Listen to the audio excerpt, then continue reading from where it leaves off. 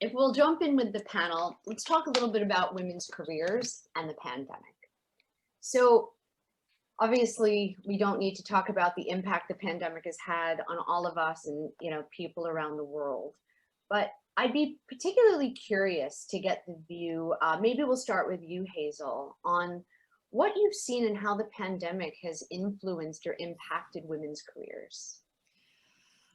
Wow, yeah, that's great. Happy to kick this off. I mean, from my sort of perspective, running a startup, we had to make a lot of changes sort of as soon as the pandemic hit. I always used to talk about when we did sales, it was like a sales triangle. We had like lots and lots of small customers, several medium, and then very few of the sort of top tier. And what we found was that the minute that the pandemic hit, that kind of triangle sort of inverted, and all of the people in the bottom two tiers just suddenly completely ceased spending. But the big guys were still around. They were still spending money. So really we had to reform our team very, very quickly to be able to respond to the remaining customers that we still had. And I feel like, as a woman in business, with our, if you're sort of naturally talented at multitasking, or you're comfortable with the concepts of ambiguity, then you have additional skills that you had to offer during this time of change. So that was something really impactful that, I was very grateful for the other women on my team that I found. I don't have children. I am married, so I didn't have to go through the homeschooling or the children at home. So maybe one of the other panelists would better speak to that, but I did definitely notice the impacts from a business perspective.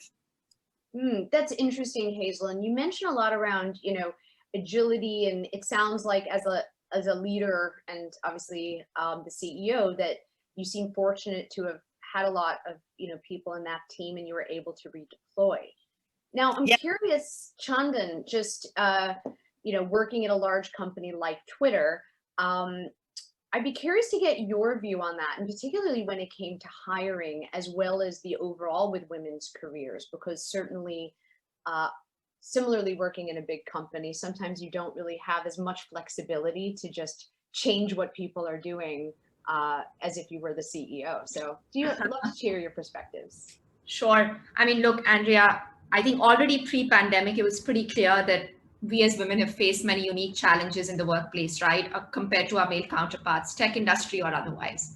And it's also really no secret to anyone around us that the one most impacted by COVID, unfortunately, in many cases, were working women, right? Whether it meant burden for caring for young children like mine, I have a 3-year-old son, or whether it meant, taking care of housework, as a lot of parts of the world, such as India, didn't really have help, right? So, which essentially meant that there was either what we saw, a reduction in working hours for people, or there was a complete exit from the workforce for many women, right? Like those are some of the more drastic changes that we saw. But to me, I always like to look at the brighter side of things and look at what are the opportunities that arose from the pandemic. And really for me, sort of, two key things stood out. One, throughout the pandemic, it was the first time we were all working remotely, right? Like we've typically in tech companies, you have probably one day of work from home previously, but now our offices were closed, we were all working remotely, which meant it was almost like the world found solidarity in this disconnect, right? And as businesses and as team leaders, I think it's something that we can reflect on and learn from, which is ask ourselves, like, have we been previously excluding certain talent pools, right? Because we always have this policy of people coming to office. Had we ever followed any practices that made people feel excluded, right? So that's sort of one of the sort of more fundamental pieces I thought about as a team leader, and I know our business thought about. I think the second was around, the acceleration of work from home. I mean, Twitter, for example, has always and especially in the last few years, said we want to eventually move to a completely decentralized model of working. And due to the pandemic, we were able to actually test that out, right? We've said, after 2020, we've said we essentially want to enable anyone to work from anywhere at Twitter.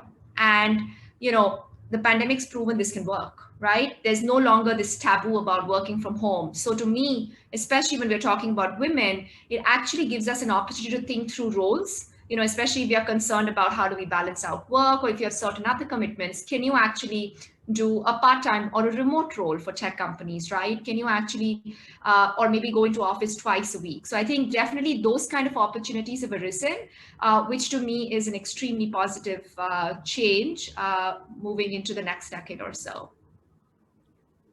Great, thanks, Chandan. And Lakshmi, anything you would add from your side, particularly around some of those support systems to help remote working, or anything just thinking about Hazel's point that you think is sort of a natural attribute that many women have that might actually be sort of able to leverage positively given some of the changes with the pandemic? Yeah. Yeah, so you ladies like pretty much nailed it, the challenges and, the positives. It was really amazing to hear all these perspectives. But so I have also been working full time during this time. And to be very honest, initially I found myself to really caught in this whole thing of homeschooling with the kids and managing work and delivering, meeting deadlines and things like that.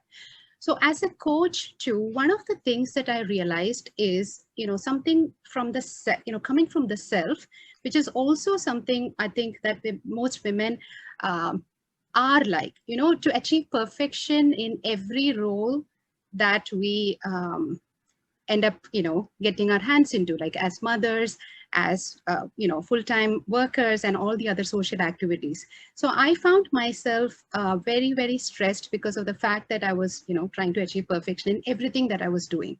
And this was something that I was also hearing from a lot of women at the same time.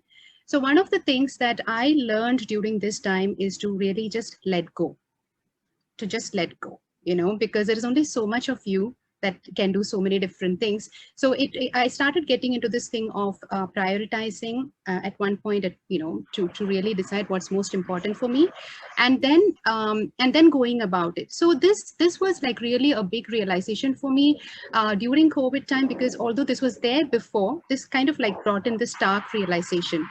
The second thing that I want to also mention is the support system, because sometimes we are oblivious to the support that we actually have, simply because we don't end up asking for help.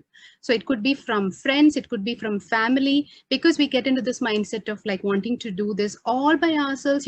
My kids, I want to give hand cooked food to them and teach them and do my work, and end of the day, you find yourself like really drained.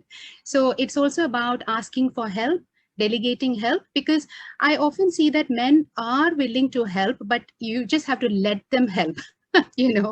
So I just wanted to bring in this perspective as well, from what we women can do from our own end to create the change as well.